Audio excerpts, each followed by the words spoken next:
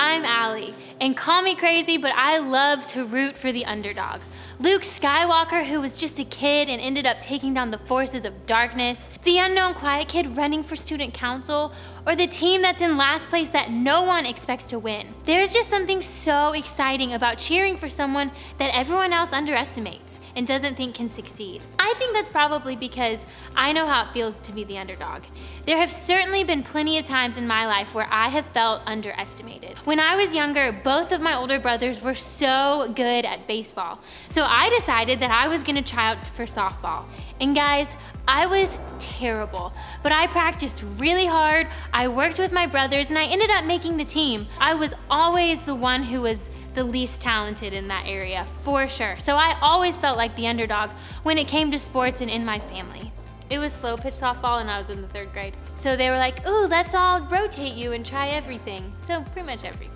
I got to play first base one time, and the first time someone threw it to me, it hit me in the nose and I bled all over the field, and they never let me play first base again. But this week we're starting a 3-week series called Underestimated. That's probably not a word most of us use in our daily vocabulary, but I bet we've all felt the effects of this word in our lives. What does it mean to be underestimated? Well, in the simplest terms, it means to be undervalued, misjudged, or not taken seriously. In other words, it means that we're seen as an underdog.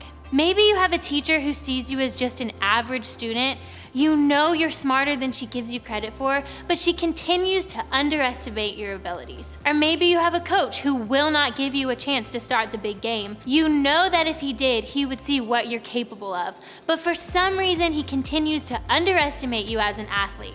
Or maybe you're forced to sit at the kids' table at every holiday. Apparently, your family doesn't think you can eat off the fancy plates or hold your own in conversations about adult things like politics or religion, even though you know you have plenty to bring to the conversation, and you definitely wouldn't break those fancy plates. You're still banished to the kids' table because you guessed it, you're underestimated.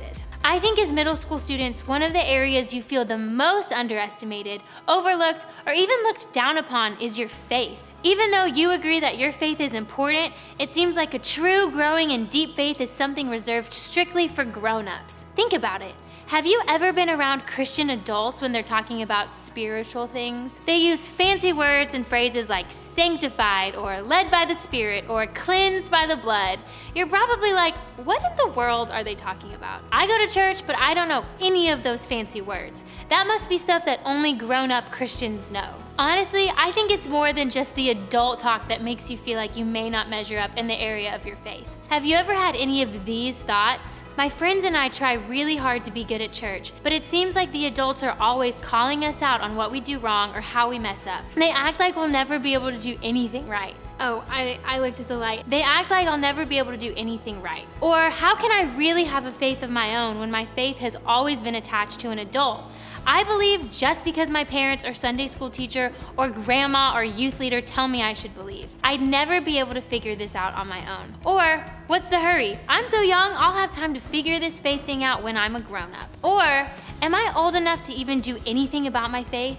After all, nobody thinks a middle schooler could know much about anything, especially faith, right? Or, I'm not even sure I believe. With all the doubts I have, do I even want to have a faith of my own? Chances are you've had at least one, if not all of these thoughts about faith at one time or another.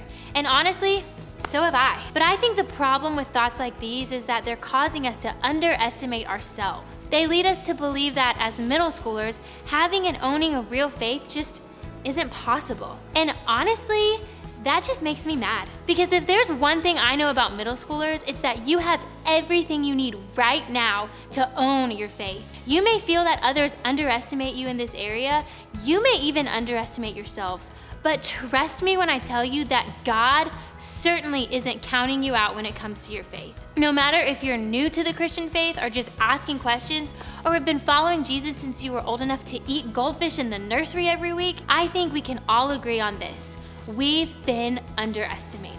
But the good news about that is that we're not the only ones. Years after Jesus walked this earth, a guy named Paul was doing all he could to tell everyone about the way of following Jesus Christ.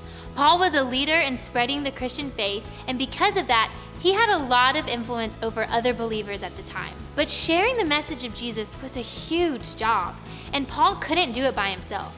So he recruited other people to join his team. One of those people was a guy named Timothy. Paul and Timothy traveled together to share the message of Jesus, and over time, Paul became like a mentor to Timothy. He encouraged and instructed him as a leader both when they were together and when they were apart. Since texting and email weren't quite a thing back then, Paul wrote letters to Timothy to encourage and guide him in his work when they weren't serving together. And in those letters, Paul offered Timothy some words of wisdom on owning and not underestimating his faith. Here's what Paul said. I remember your genuine faith, for you shared the faith that first filled your grandmother Lois and your mother Eunice, and I know that same faith continues strong in you. Paul started by affirming Timothy's genuine faith. Seems like a cool compliment, but what does that really mean? I think it's not always easy to figure out if something is real or fake. In order to identify if something is authentic, you need to look closely and observe. And this is exactly what Paul did to discover Timothy's genuine faith. In this scripture, we read that Paul was affirming Timothy for his honest, true, real, authentic, and certain faith. From everything Paul saw when he was with Timothy and heard about him when he wasn't with Timothy, Paul knew that Timothy had a genuine faith in God. Timothy owned his faith in a real way, and Paul certainly was not underestimating him. What's also cool is that Paul reminded Timothy of the long line of believers he came from.